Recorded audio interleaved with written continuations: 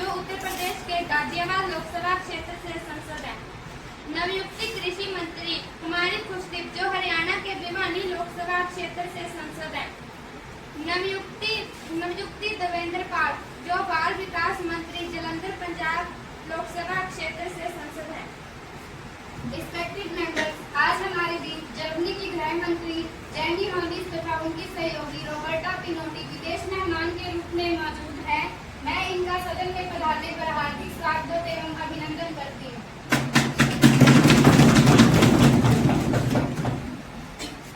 माननीय सभासदों, अब सदन की कार्यवाही शुरू की जाती है। महासचिव जी, प्रश्न सूची व आज का एजेंडा सभासदों में बांट दिया जाएगा। जी अध्यक्ष महोदय, प्रश्न सूची व आज का एजेंडा सभासदों में बांटा जा रहा है।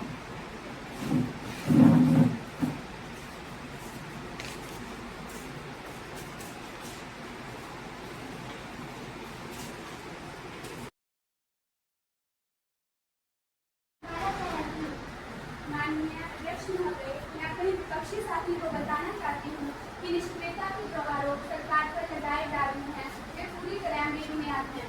हमारी सरकार आने से पहले ही दिल्ली में निर्भया कांड जैसी घटनाएं घटित हो चुकी थी। हमारी सरकार देश की बेटियों को लेकर चिंतित है और तथा उनको सुरक्षा मुहैया करवाने के लिए दुर्गा शक्ति ऐप लॉन्च की है, जिसमें पीड़ितों को तुरंत सहायता मिलती है। अध्यक्ष महोदय, मैं यह भी बताना चाहती हूँ कि इस वर्ष जुलाई तक दुष्कर्म व छेड़छाड़ के 24,212 मामले सामने आए हैं, जबकि 11,981 मामलों में जांच चल रही है। 917 मामले ऐसे आए हैं जिसमें सजा सुनाई गई है। निर्भया कानून तथा क्रिमिनल लॉ संशोधन 2018 के अनुसार 12 वर्ष की आयु से कम लड़कियों को बलात्कार पर फांसी की सजा का प्रावधान है।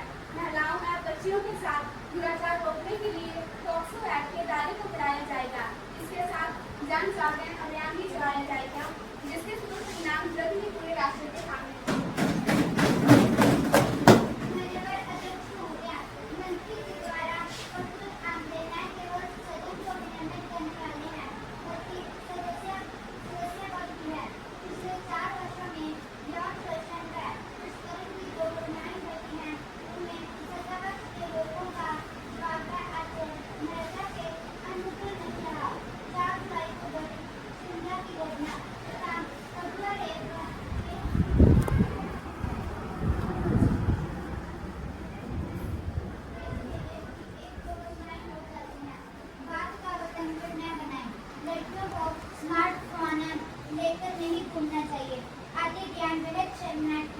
महोदय मंत्री जी, जो शक्ति एम की बात करते हैं, इन्हीं के एक विधायक पर अन्याय दुष्कर्म कांड का न केवल आरोप लगा है, बल्कि दुष्कर्म पीड़ित है उसके परिवार को मरवाने के लिए टैक्स से कार को दुर्घटनाग्रस्त करवा दिया जाता है।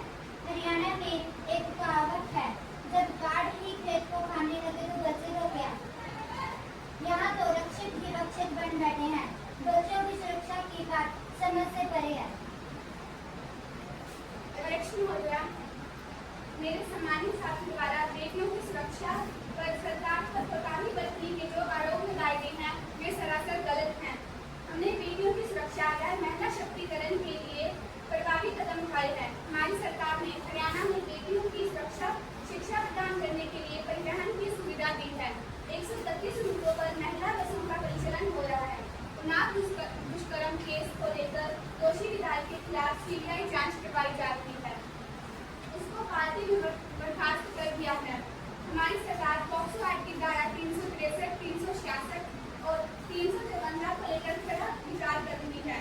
महोदया, विपक्ष का इस मुद्दे पर चिंता करना तो ठीक है, लेकिन दुर्भावना के साथ सरकार को कटघरे में खड़ा करना सही नहीं। इस मामले में विपक्ष को सकारात्मक भूमिका निभानी चाहिए। प्रश्न संख्या 102। माननीय अध्यक्ष महोदय, किसी देश की रीढ़ की हड्डी होते हैं, देश की सारी व्यवस्था को कर्मचारी ही दुरुस्त रखते हैं। मैं सदन के माध्यम से देश के कोने कोने छुपने वाली कर्मचारियों की संगठन की बात की और वित्त मंत्री का ध्यान दिलवाना चाहती हूँ। न्यू पेंशन स्कीम कर्मचारियों की शिक्षा पर उठाव है। कर्मचारियों द्वारा जमा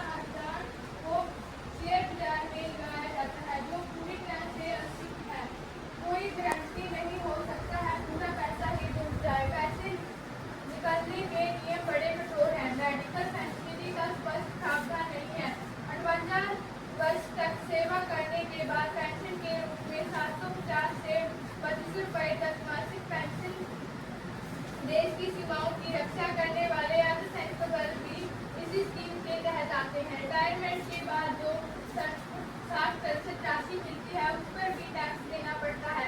क्या सरकार पूरा जीवन देश की सेवा में लगाने के बाद भी उसके बुढ़ापे के साथ इस प्रकार का खिलवाड़ करेगी?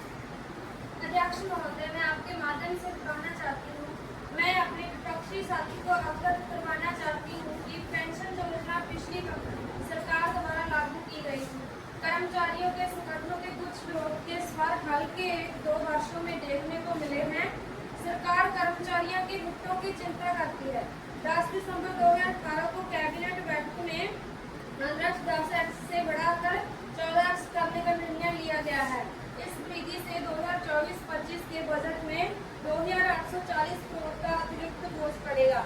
रिटायरमेंट के बाद कर्मचारी को जो 60% राशि मिलती है उसको भी हमने टैक्स फ्री कर दिया है। महोदय, सरकार अधिक से अधिक लोगों को सामाजिक सुरक्षा प्रदान करने के लिए प्रयासरत है। कर्मचारियों के हित में सरकार द्वारा व्यापक बदलाव करने के प्रयास किए जा रहे हैं। प्रश्न संख्या 103।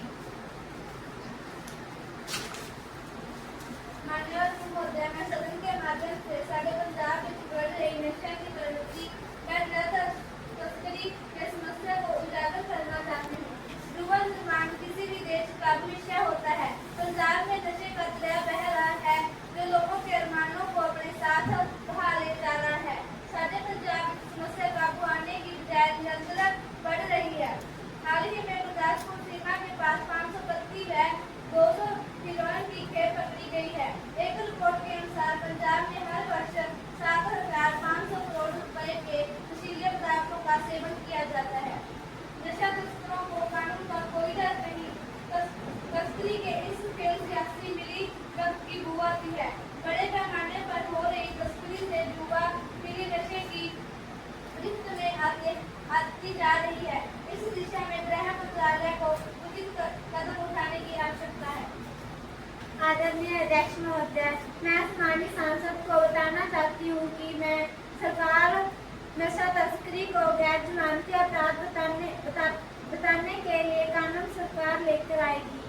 यह समस्या अकेले पंजाब की है बल्कि अंतर्राष्ट्रीय सीमा से लगे सभी राज्यों की है। कल ही दिल्ली में नाइजीरिया के विद्यार्थी को स्नैक के साथ पकड़ा गया।